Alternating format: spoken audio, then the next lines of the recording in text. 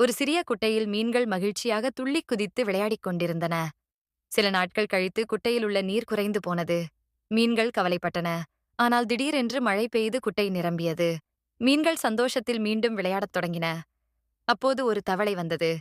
மீன்களை பார்த்து, "அண்ணே, நானும் உங்களுடன் விளையாடலாமா?" என்று கேட்டது. மீன்கள் உடனே, "சரி, வாருங்கள்" என்று அனுமதித்தன.